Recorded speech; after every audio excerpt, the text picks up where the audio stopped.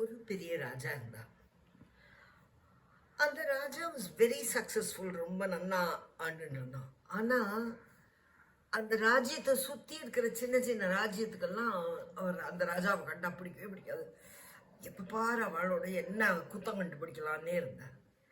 ஒரு நாளைக்கு அந்த ராஜா கூப்பிடுறார் அவரோட மந்திரி பிரதானிகள் எல்லாம் கூப்பிட்டுட்டு, இந்த மாதிரி நம்ம பக்கத்து அண்ட ராஜாக்களோட நம்ம ஃப்ரெண்ட்லியாக இருக்கணும், ஏதாவது முயற்சி பண்ணணும், என்ன பண்ணலாம் நீங்களாம் திங்க் பண்ணின்னு வாங்குவோம். அவளாம் போயிட்டு கொஞ்ச நாள் கழிச்சு 2 நாள் கழிச்சு வந்து திருப்பி கூப்பிடுறான் ராஜா. உடனே எங்களுக்கு ஒன்றுமே தெரியல, என்ன பண்ணாலும் அவளுக்கு கோவம் தான் வருது நம்மக்கிட்ட, நம்ம என்ன பண்ண முடியும்? சரி நான் சொல்கிறத பண்ணுங்க. we are going to have a huge விழா. ஒவ்வொரு நாளைக்கும் ஒரு ஒரு ராஜாவை தலைமை தாங்க கூப்பிடுறோம்.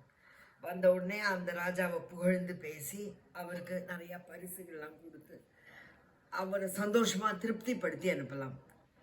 அது மாதிரி 6 நாளைக்கு 6 அண்டராஜாவை கூப்பிட்டு இது பண்ணிடுறேன்.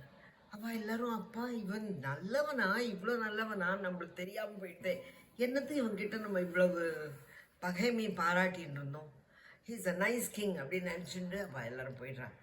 அப்புறம் அதுலேருந்து they had a very smooth running of the kingdom. இல்லாட்டாக்கா அந்த பக்கத்துலேருந்து பூசல், இந்த பக்கத்துலேருந்து பூசல், இந்த ராஜா அதுலேருந்து அந்த பக்கத்து ராஜ்யத்துலேருந்து ஏதாவது பம்பு வந்துட்டே இருந்தது. இதெல்லாம் இல்லாமல் நிம்மதியாக இருந்தேன். ஸோ எல்லாரோடையும் நம்ம ஃப்ரெண்ட்லியாக இருந்தால் எல்லாருக்கும் சந்தோஷம். Everybody is going to be happy. நம்ம பொறுத்தியாரை பற்றி ஜெல்லஸாக இருக்கிறதோ இது பண்ணுறதோ இட் இஸ் நாட் குட்.